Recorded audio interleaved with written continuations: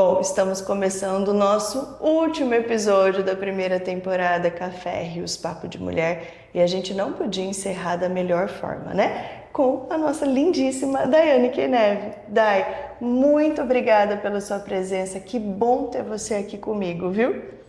Eu que fico muito feliz e muito lisonjeada, como eu já tinha te falado, de estar fazendo parte desse quadro tão especial, né? Essa temporada maravilhosa com mulheres incríveis. A Fiquei gente, muito feliz. que bom, a gente fica feliz e a gente quer conhecer você, né? Eu acho que tanto eu quanto todas que estão aqui nos assistindo, a gente quer conhecer um pouquinho da Daiane. Conta um pouco da tua história pra gente. Família, carreira, profissão. Conta um pouquinho de você para nós. Então, Ana e todas as meninas e telespectadores, vou começar lá de 1994. Fica à vontade. Quando nós viemos do Paraná para o Mato Grosso, né, para Itapurá, eu ainda era muito criança, mas quando são as memórias muito fortes, né, eu Sim. ainda me lembro de vir em cima de um caminhão, eu, meu pai, minha mãe, nós íamos em dois caminhões, estavam um em cima do outro. Gente! Eu lembro que eu ficava, às vezes, dormia com meu pai no caminhão de cima e a minha mãe e minha irmã no de baixo. Meu Deus! Era algo assim, bem simples. Bem simples. Mas muito marcante. Nós íamos pra cá, não tinha quase nem casa aqui em Itapurá. E já fomos morar num chalé que moramos 20 anos, assim, era até uma referência. Chalé? Chalé, algo meio europeu que já tinha construído até quando a gente chegou. E nós viemos para começar na agricultura mesmo. Meus pais vieram de lá, de São Miguel do Iguaçu, no Paraná. Sim. E quando eles vieram, assim, enfrentaram muitas dificuldades, né? Aquele início, não tinha direito estradas, né? Sim, não tinha nada. Não tinha nada, nem recursos. Então, assim, guerreiros eles, né? A gente era criança, a gente achava tudo no diversão. máximo, né? Porque choveu, andar na rua de lama, isso é brincadeira de criança, né? Agora, quem tem que trabalhar, eu escuto histórias do pessoal que tinha que ir daqui para Diamantino, no banco, que era só em Diamantino. A loucura, cartório, que era uma loucura, era 3, 4 dias para ir, 3, 4 para voltar. Ainda se chovesse, então ficava parado na estrada, né? O pessoal conta muito isso. Então, a minha história do agro já é de dentro de casa, né? Já de bebê, de criança. E só que a gente, por causa das dificuldades do agronegócio, a gente vai se afastando, a gente vai ouvindo, mas seu pai só tem isso, só fez isso, né? Talvez pelas dificuldades que passavam mesmo. Então eu pensava que o agronegócio não era algo assim bom. Eu fui crescendo até com medo, sabe? Querendo sair daquele mundo, porque realmente eles passaram tanta dificuldade. Meu Deus. Porque eles que abriram ali sozinhos, né? Sem condição, os tratores não tinha gabine. Daquele jeito. E daí, quando eu fui estudar, eu decidi fazer algo que fosse relacionado à arquitetura, à moda. Eu queria sair desse mundo do agronegócio, porque eu pensava... Então, eu fui estudar fora. E quando eu fui estudar fora, veio o choque de realidade, né? Meu Deus, que saudade de casa! A gente fala que é o nosso sonho de liberdade, é o ápice do nosso lado adulto, né? Morar fora, mas quando chega é um baque, né? Quando chega a realidade não tem comida pronta de mãe, é a casa pra gente limpar, a gente que fica responsável por pagar, né, os boletos, o pai manda o dinheiro, mas você mas que tem... contado, né? Literal, não é igual aqui, não, casa de pai e mãe, exatamente. E daí eu fui e comecei a fazer cursinho, né, porque eu queria fazer, na época eu tava entre dúvida em fazer moda ou arquitetura, e psicologia também. Olha! E daí eu fiz e iniciei a faculdade de moda. Eu cheguei a fazer 2 anos de moda. Que bacana! Porém, assim, meus planos de fazer a moda, né, eu acabei engravidando do Pietro, meu primeiro filho. Olha só! Tava no primeiro ano de faculdade e daí, assim, começaram a vir as dificuldades de continuar o curso, né? Aí eu acabei terminando o relacionamento e tava com um filho pequeno, então eu tive que voltar. Mas eu queria voltar, eu queria muito voltar. Nessa hora já bateu o desespero de vamos voltar. desde o tempo de cursinho. Eu tinha um receio, né? Porque meu pai tinha montado toda a casa, me ajudado ali, feito um esforço tremendo, Sim. assim, para fazer um cursinho. E de repente eu falei, não, mas não tem outro jeito, Sim. né? E eu também queria voltar e eles me abraçaram de volta e me Que trouxeram. delícia.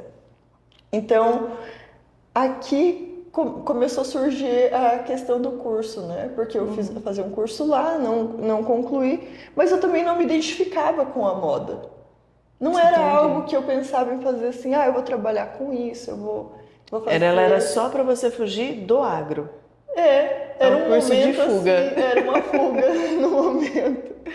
E quando eu voltei, as opções que nós tínhamos aqui na cidade era direito e administração, e daí eu acho que também tinha pedagogia. A minha irmã já era formada em direito, ela foi da primeira turma da La Salle de Lucas. Olha que Ela legal. foi da primeira turma, então ela sempre me incentivou a fazer direito.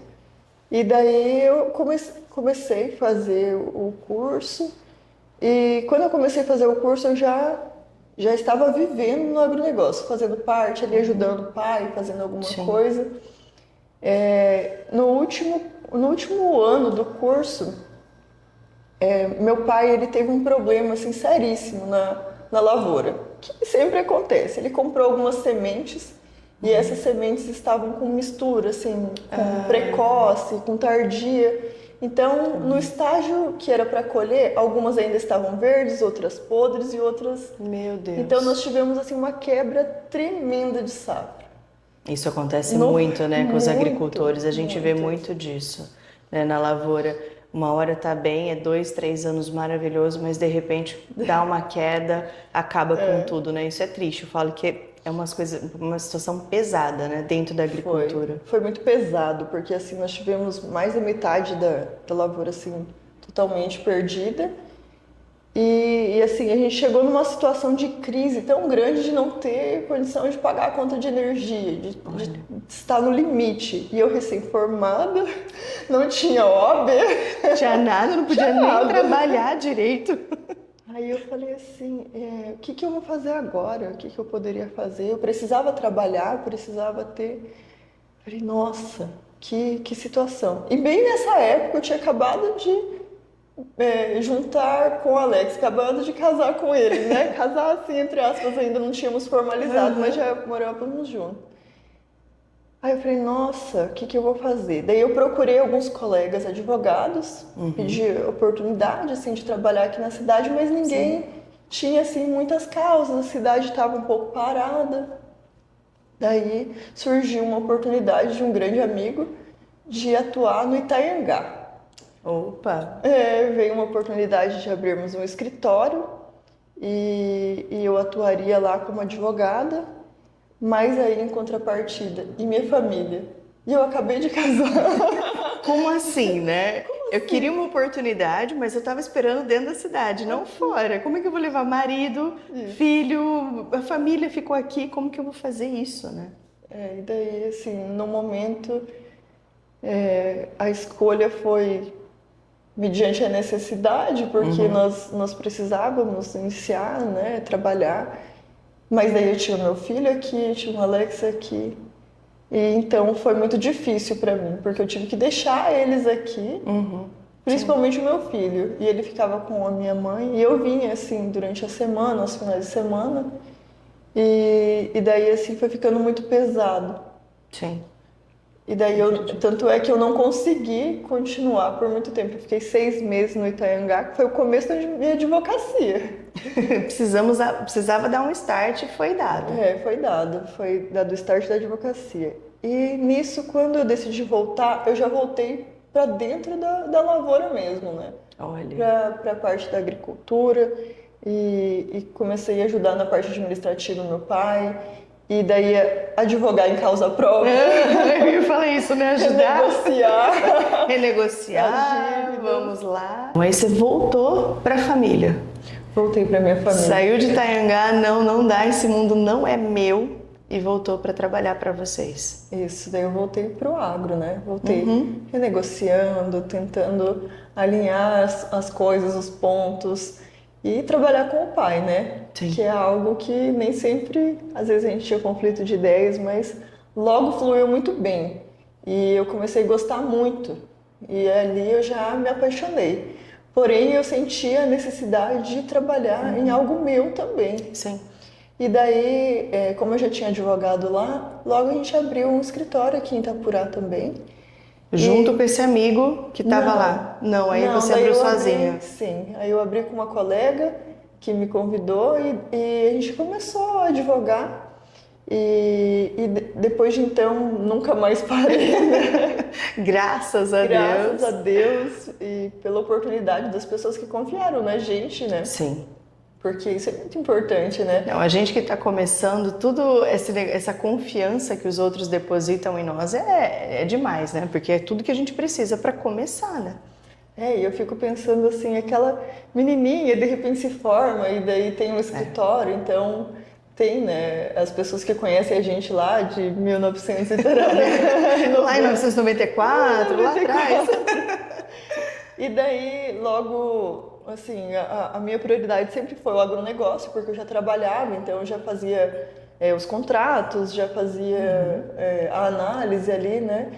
E, de repente, assim, surgiu a oportunidade também de entrar nas agroligadas, Ai, que delícia. que foi um grupo, assim, que me abriu os olhos também para outras questões do agro, a educação no agro, né? As crianças que tinham às vezes uma visão diferente do agro do que era a realidade. Então a gente já começou esse trabalho vir e aflorar. E daí em 2022, para o final assim, de 2022 para 2023, eu fui convidada para fazer parte da ProSoja como representante. Outro grupo também, né? Que é o nosso sindicato, Sindicato é o ProSoja.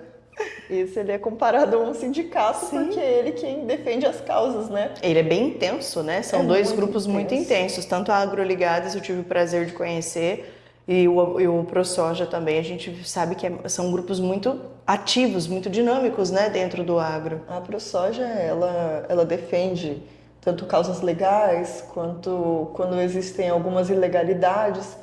E o delegado, que é o representante na cidade, né? São 9 aqui em Itapurá. E a gente vê as demandas locais e leva até o núcleo, né? Para ver quais são as medidas que podem ser tomadas. Que bacana. E quando surgiu a oportunidade de entrar na ProSoja, assim, o meu mundo, assim, meus olhos se abriram para aquilo. Que legal. Porque daí a gente viu a necessidade que é comunicação do agronegócio, né? Porque hoje em dia existe uma dinâmica de falar mal do agronegócio, de falar uma inverdade, né? Uma mentira assim tremenda. E é uma em cima da outra, né?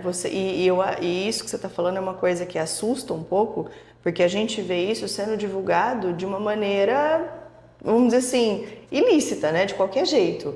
Então eu vejo o quanto que isso dificulta, né? Porque se a gente parar para pensar, se não é agricultura, a gente não tem um prato de arroz na mesa para comer. Não, e só quem veio da agricultura sabe a realidade do campo, que não é o que eles falam, o que eles pregam, né? Exatamente. E aquilo me surgiu, assim, um desejo de mudar isso. Porque, assim, o que acontece?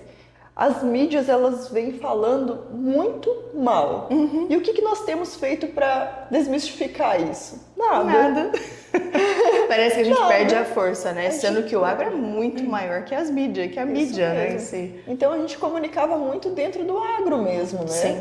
O produtor sabe a verdade, então a gente não precisa ficar falando disso para eles, né? E o que acontecia é que as pessoas que falam mal, elas têm milhares de seguidores. E a gente não tinha quase canal de comunicação de quase nada. Era irrelevante perto, né, de uma Anitta da vida que falava mal do agronegócio. É bem diferente, né? Então, daí, nessa oportunidade de fazer parte, né, da ProSoja, ser delegada, eu fui dar uma entrevista pro pessoal que tem o programa diário diário não, no domingo, né, que é o canal do Agro TVB, aqui da TV Buritis, de Itapurá, para Fernanda.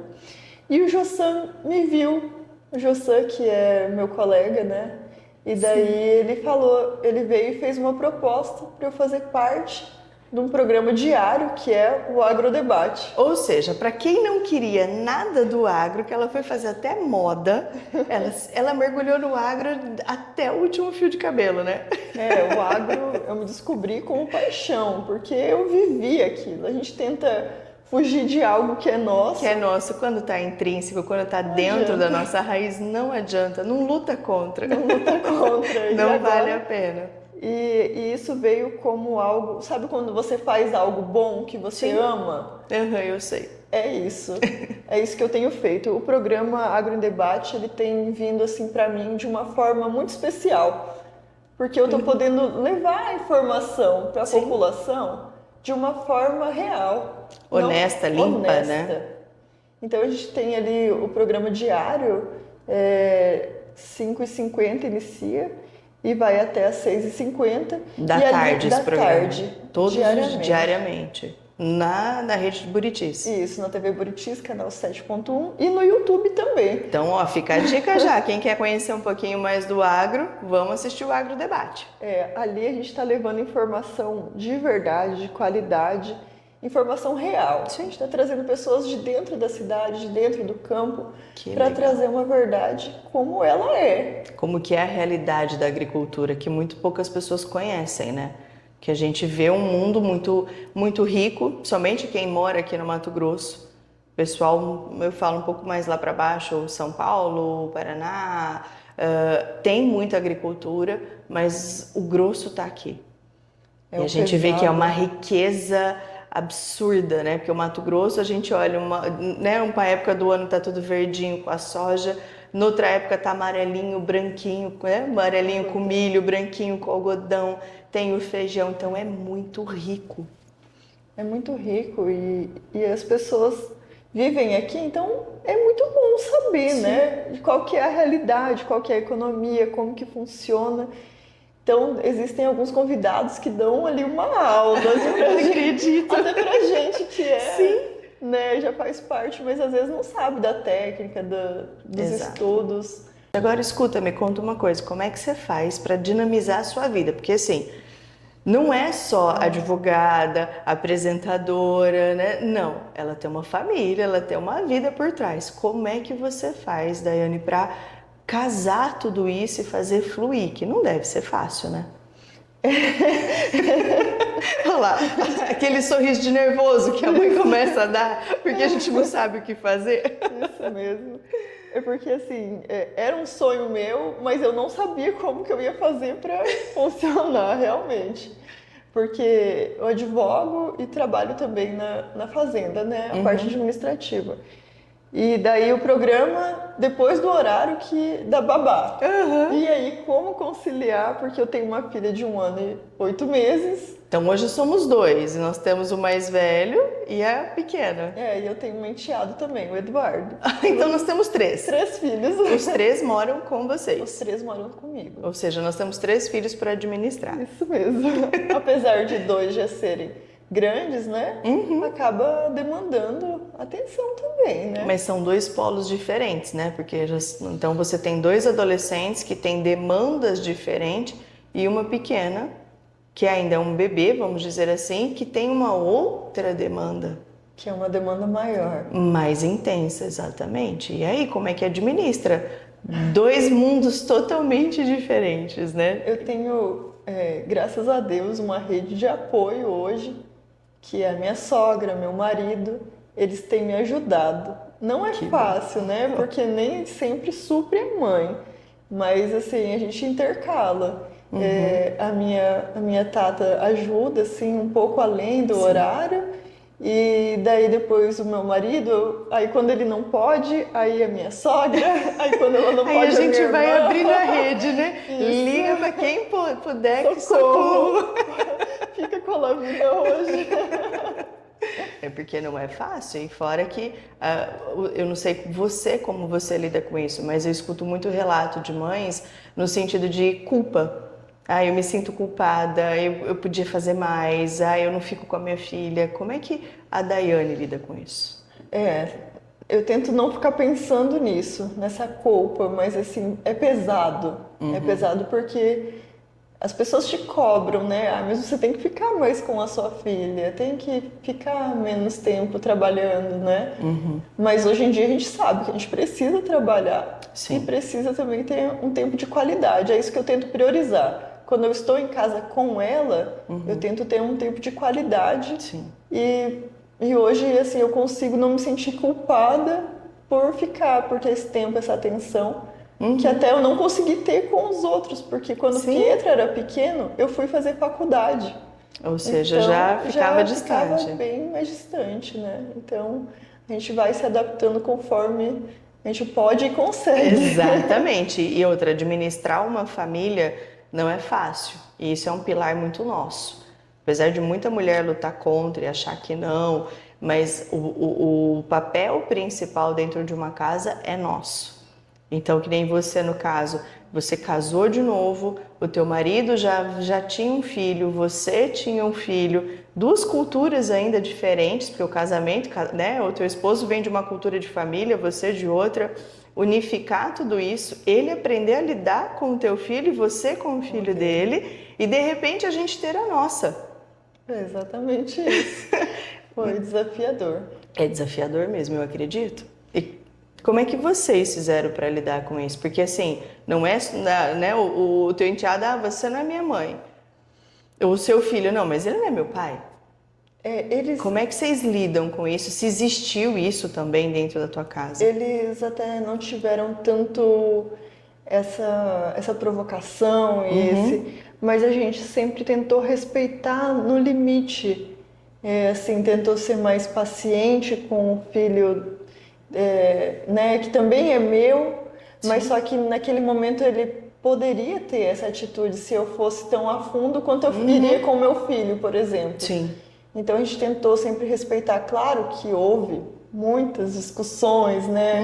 Até a gente chegar no meio termo, até a gente ter essa maturidade Exato. de entender o lado do outro, né? Saber que hoje um novo formato de família que a gente construiu, né? E que Sim. tem sido comum, né? Hoje em dia. Sim, muito mais do que antigamente, né? Hoje é muito mais comum. Muito mais comum. E ainda bem, né? Que é possível refazer, reformular, porque foi uma oportunidade da minha família dar certo. Sim, eu falo que, sabe, uma das coisas que eu vejo muito difícil nas famílias é a falta de comunicação. O casal, entre o casal, não é entre mãe e filho, mãe e enteado, nada disso. É entre o casal. Como que nós vamos construir a nossa cultura de vida? Porque como você vem de uma cultura, o teu esposo de outra, mas a gente não pode pegar, na minha mãe era assim.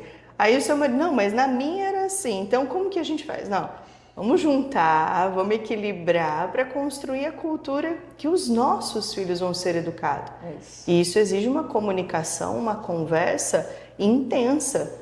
Porque vamos brincar, os conflitos de interesse, os pontos de vista diante das situações é muito diferente.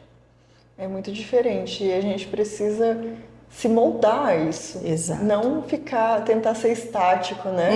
Porque isso eu acredito que faça que não dê certo. Sim. Muitas vezes a pessoa vem já com aquela predisposição de falar, mas eu sou assim. Se quiser ficar comigo é desse jeito. É assim, como se a pessoa, meu Deus, na psicologia a gente fala muito que é a síndrome de Gabriela. Eu nasci assim, eu cresci assim, eu vou ser sempre assim. E eu sempre uso essa brincadeira que eu faço com os meus pacientes. A gente não é um poste de luz parado no meio de uma avenida, iluminando os carros que estão passando. Nós somos os carros.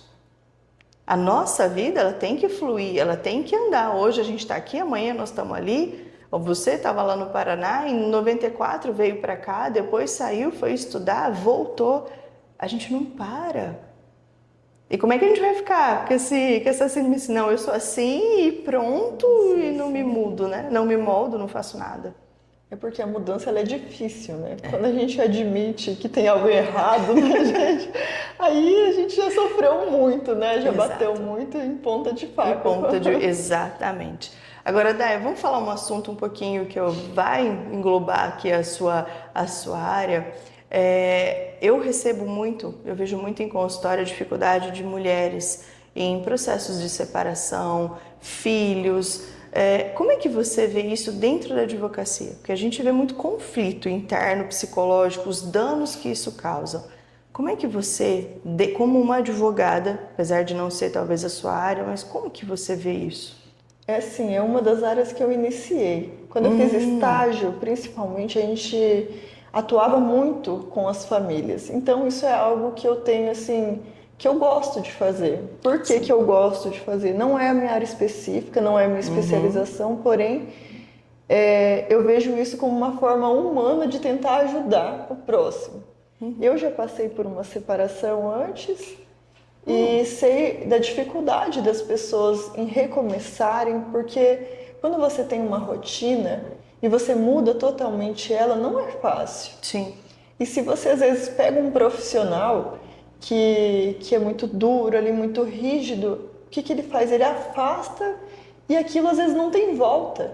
Porque o que que acontece? Quem está separando é o casal, porém os filhos são para sempre. Exatamente, não é pai e mãe que se separa, né? É o É casal. o casal. E as pessoas têm essa dificuldade, às vezes, de entender isso, que o vínculo deles é eterno e tem que ser eterno. Sim. Ele precisa ser eterno para ter essa continuidade dos filhos, para que os filhos continuem tendo pai, tendo a presença do pai e da mãe ali, para que eles sejam saudáveis, né? Para que eles não tenham essa orfandade de pai, às vezes só porque o pai se separou da mãe. Não é porque o pai e a mãe se separaram, O casal, né? que os filhos têm que ser separados, né? Então, o que que eu tento fazer? Conciliar as partes para que eles tenham a continuidade e às vezes até uma amizade ali. Tentar filtrar, eu falo, filtrar a conversa, sabe? Porque às vezes chega de uma forma... Eu tento entender o que que a pessoa quis dizer Sim. para passar para outra de uma forma mais limpa. Sim. Para que seja feito da melhor forma e a família toda não sofra, né? Porque o processo de divórcio não tem como dizer que não vai sofrer. Todo mundo sofre, mundo é uma sofre. perca para todo mundo, né? Mesmo a pessoa que tá ali, que decidiu, que às vezes nem gosta mais da pessoa, mas ela vai sofrer. Ela vai sofrer pelos filhos, ela vai sofrer pelo rompimento. E o processo de separação, ele não começa no ato quando a gente procura o advogado para fazer isso. Ele já começa muito tempo antes, que é quando a gente começa a olhar para a relação e começa a se questionar: o que eu estou fazendo aqui? Eu ainda te amo de fato? Então, a gente não começa uma separação. Eu acho que quando chega no advogado, já é algo que está afindado e a pessoa que decide, ela já está às claras, mesmo com medo, mesmo com todo acho que aquele sentimento bagunçado, mas ela já sabe o que ela não quer mais. É um processo que às vezes leva muitos anos. É uma decisão que não é tomada do dia para a noite. Até quando não dá certo, né? Volta-se para trás de uma maneira ou de outra. Rapidinho, né? Mas normalmente quando os processos chegam até o advogado, que já é uma certeza, ele já vem assim um tempo pensado em um planejamento, né? Em como vai ser, até porque vão ser duas novas famílias. Exatamente. Depois, né? Então é isso que a gente tem que sempre colocar, que o divórcio litigioso ele sempre pesa. Ele é demorado, ele é custoso, e ele não é só custoso financeiramente. Em tudo, Ele é para o psicológico, né, da pessoa. Exato. Então, às vezes, ter um acompanhamento nesse processo também é muito importante, né? Para que a decisão seja tomada da melhor forma possível. Porque às vezes só tá faltando comunicação, né? Só falta comunicação. Às vezes é só uma conversa mais clara. E eu vejo que uma dificuldade muito é dar o braço a torcer. Sabe, eu vejo que na maioria, não vou dizer em todos, mas na maioria dos processos que eu acompanhei, era mais uma disputa de ego entre o homem e a mulher do que o ato em si. Não, eu não vou te dar isso, eu não vou te dar o prazer de ficar com a casa. Eu não te dou o prazer de você ficar com o carro. Não, você quer ficar com os filhos? Então eu não vou te pagar. Se quiser que dá para, sabe, aquela disputa desnecessária, mesmo sabendo que, olha, eu não te amo, ou nós temos incompatibilidades que não dá certo. Vamos só separar e manter o bom senso, porque nós temos filhos que precisam de nós e esse, como você mesma disse, nunca vai acabar. É um vínculo para o resto da vida. É aquela frase, né? O que está machucado que machuca, né? Que Exatamente. está faltando algo, não, não foi como eu imaginei, como eu planejei, então também não vai ser para aquela pessoa, né? Já que ela quis assim. É quase que uma vingança, É uma né? vingança. É uma vingança emocional de olhar. E aí eu vejo aí o profissional, o advogado, ele não consegue fazer muita coisa porque ele fica ali tentando mediar. Somente quando a gente vai em profissionais, como você falou, que tenta humanizar a situação. Porque não é só um ato separatório, né? É os dois seres humanos que estão ali. Às vezes a gente ouve as partes, entende qual que é a necessidade ali do casal e a gente tenta dar opções, né, para que eles fiquem mais à vontade, mais tranquilo. Porque muitas vezes as pessoas chegam ali sem rumo mesmo, sem saber os direitos ou os deveres, né, achando que a situação é de um jeito e realmente não é. E daí o que a gente tenta fazer é explicar quais são os direitos, quais são os deveres, né? Exato. E daí tentar ponderar e também explicar para aquela pessoa que está tentando se vingar que as coisas não são bem assim. Não, não são bem assim. E fora o que tá vou um pouquinho mais além, a autoestima nossa, né? Como é que a gente fica, né? A depender do relacionamento, muitas vezes, principalmente as mulheres, né? Sim. Quando elas se separam, muitas vezes elas ficam com a autoestima prejudicada com isso, né? Exatamente. E às vezes, e tem o outro lado, tem aquelas pessoas que não se separam por conveniência, por achar que não vai conseguir dar conta, porque ela tem uma dependência ali, às vezes financeira, às vezes emocional, então Sim. são tantos viés, né? Exato. De um relacionamento, de uma família. E assim, o que a gente me dói fazer um divórcio, com certeza. Sim. Não é algo que é natural, né? Porque a família ali é muito bom você ver a família com continuidade quando existe a possibilidade do resgate. Exato. E eu sempre pergunto, sabia? Sim. É uma coisa que eu sempre... Existe possibilidade de vocês ficarem juntos, né? Porque às vezes é algo de momento que pode ser resolvido. É uma coisa simples, né? Exatamente. E as pessoas às vezes dificultam ou colocam ali, já estão magoadas, machucadas. E aquilo vai passar e pode se arrepender depois. Com certeza. Eu faço muita terapia de casal, eu trabalho com casais. E eu sempre falo, a separação, teoricamente, é a forma mais prática de se resolver. Porque cada um vai para um lado, pronto, a gente não precisa mexer nas feridas, não precisa fazer nada, a gente só precisa estar distante um do outro. Agora, o oposto disso não. Você lutar para resgatar, né, aquela relação que está machucada, que está dolorida, porque um relacionamento ele não entra numa falência por conta de um. É um casal, porque o relacionamento é feito de casais. Então os dois desgastaram, às vezes um numa proporção maior que a do outro, né? Independente, mas sempre tem um dedinho do outro ali, não é só um único exclusivo. Claro que tem as suas exceções, mas normalmente é o casal. Então por que não? Se nós desgastamos isso, por que não tentar resgatar? E aí é onde eu vejo muita dificuldade. Eu falo que é um tiroteio. O homem aponta para a mulher o dedo e ela para o marido. E eles não se enxergam como pessoas. E aí é onde eu vejo a maior dificuldade também. Eles não se veem, não se olham no espelho para falar assim, tá, e eu? Vira o dedinho para nós, né? Fala que a arma mais difícil de fazer isso aqui, ó, virar o dedo pra gente. Por isso que eu falo que quando chega no advogado, né, deve chegar daquele jeito. Não, eu quero isso porque ele tem que me pagar aquilo, porque não sei o que.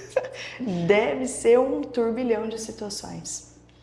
E essa fase, assim, eu digo que é a fase do descartável, Ana. Eu não sei se você também tem percebido isso, mas as coisas... Hoje em dia, eles até falam, né? As coisas são feitas para não durar. Exatamente. E da mesma forma, os relacionamentos têm acontecido, né? Então, é uma dificuldade em você manter algo que às vezes é saudável. Não estou falando para a pessoa manter algo que não é saudável. Não, que com certeza. Existem limites, né? Não, a partir do momento que vira tóxico e faz mal para os dois, opa, para que estarmos juntos se a gente pode separar e manter uma cordialidade pelos nossos filhos, né? ou pelo respeito do que nós já vivemos, porque não foi de tudo um ruim. Com certeza. Já teve momentos bons antes, né? E se é algo que é bom, que pode ser mantido, né?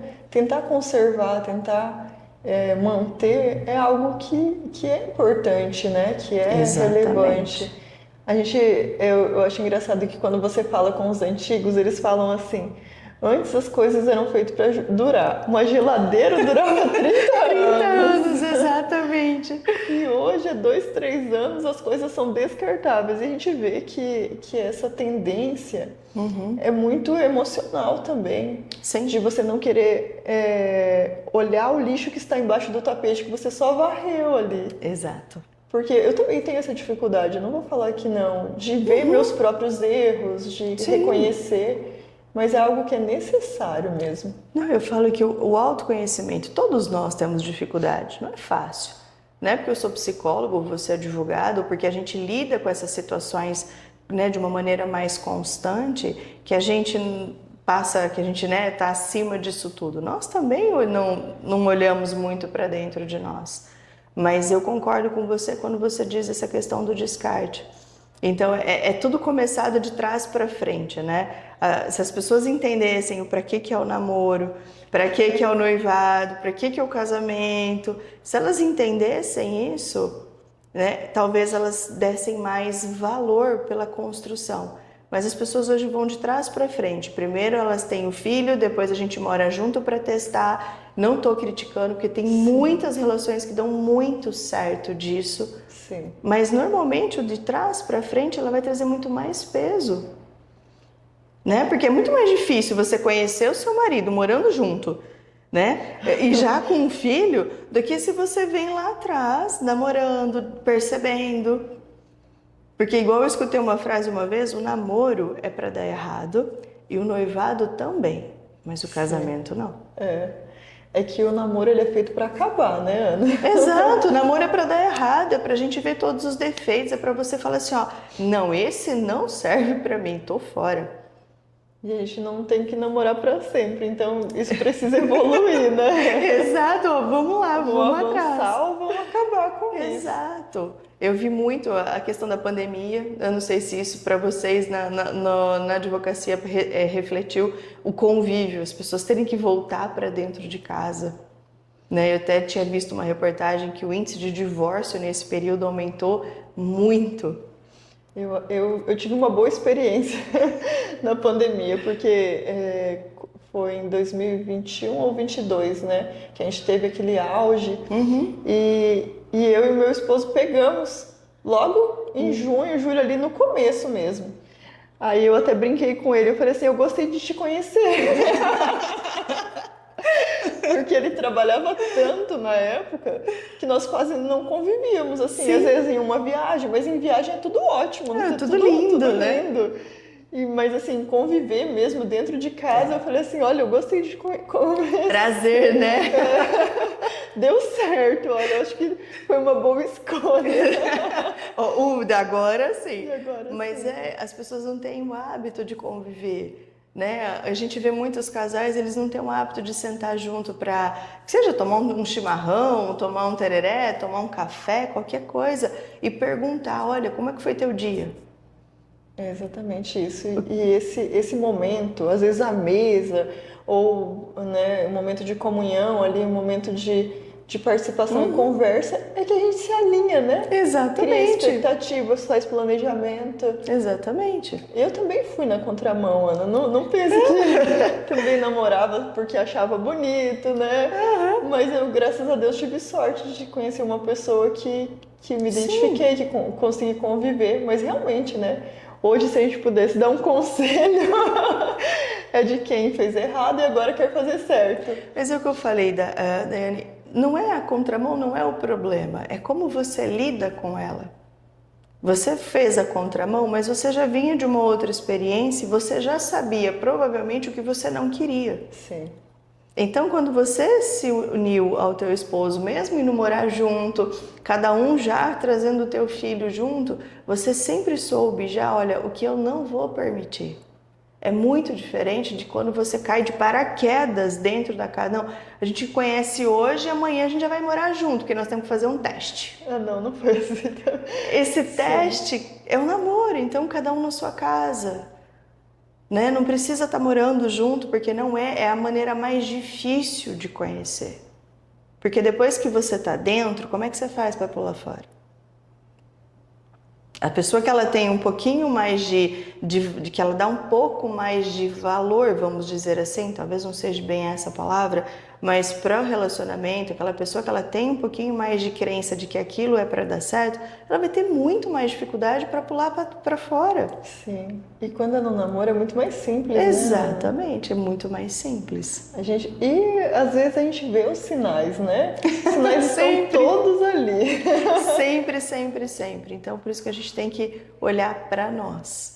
Né? É ir se descobrindo, é fazer o seu passo a passo. Eu não quero agro, eu vou para moda, eu vou para arquitetura, de repente eu volto para trás, a vida me traz situações que me obrigam a voltar justamente para eu perceber que eu sempre estive aqui, meu lugar é esse. Às vezes a gente precisa quase perder para valorizar, né? Exato. Eu falo isso de algo que assim, eu achava que morar em uma cidade pequena não era tão bom, eu queria descobrir o mundo lá fora. E aí, quando eu fui para o mundo lá fora, foi que eu descobri que tudo que eu queria era o meu interior, era a minha cidade, era a minha família. Exatamente. E aí te trouxe essa alegria toda, que é gostoso te escutar a paixão que você tem e o quanto você se desdobra para fazer dar certo. Casa, filho, marido, trabalho, programa, porque assim, o dinamismo é grande aqui, né? É grande, a gente tem que correr atrás, né? Se planejar para dar certo. Ainda mais que é um programa diário, então ele demanda atenção, né? Demanda informação. E para a gente levar a qualidade, a gente precisa estudar também, né? Exatamente, não dá para parar atrás, não dá para parar atrás. Daí, que delícia de bate-papo, como é gostoso conhecer a sua história, que delícia, porque a gente, né, como eu falo para todo mundo, a gente às vezes vê as pessoas na rua e a gente olha, né, toda bonita, produzida, arrumada, e a gente não sabe o que vem por trás. Sim. E a gente não chega assim de uma hora para outra, né? Não, é uma construção de aceitações, uma construção é um reconhecimento como pessoa. Então foi uma delícia, que prazer ter você aqui com a gente, viu? Que gostoso. Foi meu. E eu espero que a gente sempre leve um pouco de informação e de aprendizagem para que a pessoa aprenda sem errar, né? Com exemplo é a melhor coisa. É mais fácil, né? É muito mais Mas fácil. se ela quiser dar uma escorregadinha, a gente até deixa, porque também o erro faz parte do aprendizado. Sim. Dai, nós vamos fazer uma brincadeira, como eu sempre faço com todo mundo, e essa é pra gente encerrar, né, a nossa temporada. Aqui tem algumas palavrinhas, eu quero que você tire uma e diga pra gente o que ela representa pra você. Ai. Ui. Ai. Saúde. Nossa. Olha, saúde é algo que a gente precisa cuidar. E eu tenho visto cada vez mais que, às vezes, o nosso tempo é tão corrido que a gente não tem dado valor para a saúde. Mas só quando a gente perde a saúde que a gente vê que a gente não é nada. Que todas as outras coisas ficam de lado. Exatamente. Então, a prioridade é a saúde e principalmente a saúde mental. Hoje a gente precisa cuidar. No meio de tantas exigências, de tantas cobranças, a gente tem que estar com o nosso emocional bem, com a nossa fé em dia, exatamente, com Deus no coração e seguir em frente com fé e confiante que vai dar certo. E não ser irresponsável com a saúde, porque senão a gente não tem mais nada. Exatamente, sem saúde a gente não faz nada, não tem casamento, não tem filhos, não tem vida, não tem nada. Nada mais é importante sem a saúde, né? É uma coisa, eu gosto da vida porque a vida ela tem ela entrelaça, né? Ela é uma cadeia entrelaçada entre saúde, fé, autoestima. A gente vai construindo a nossa vida e é uma roldana perfeita. Se faltar um dentinho, não funciona mais. E sem a saúde, nós não temos trabalho, nós não temos a família, né? A gente acaba ficando sem nada. Exatamente. Então é preciso ter cuidado com a saúde física, com a saúde emocional. e construir a fé todos os dias, né? Amém. Que delícia. Obrigada, Dai. Obrigada. Sucesso no seu programa com o Josan. Então, a todo mundo assistindo o Agrodebate, viu? Porque é muito legal. Então, sucesso para vocês. Que o programa voe trazendo muita informação, como você disse, inteligente, informações verdadeiras e que vão somar para o nosso mundo do agro aqui. Eu que te agradeço pela oportunidade, Imagina. Fiquei muito feliz de estar aqui Foi um com prazer vocês ter você. E compartilhar um pouco da minha história. Obrigada a você por ter topado, ter contado um pouquinho para todo mundo. Gente, encerramos aqui então a nossa primeira temporada. Espero que todo mundo tenha gostado. Quem ainda não viu, aqui no YouTube tem todos os episódios, né? Volta para trás, reveja, comente, mande para as amigas, tá bom? E aguardem que a segunda temporada vem aí. Tchau, tchau!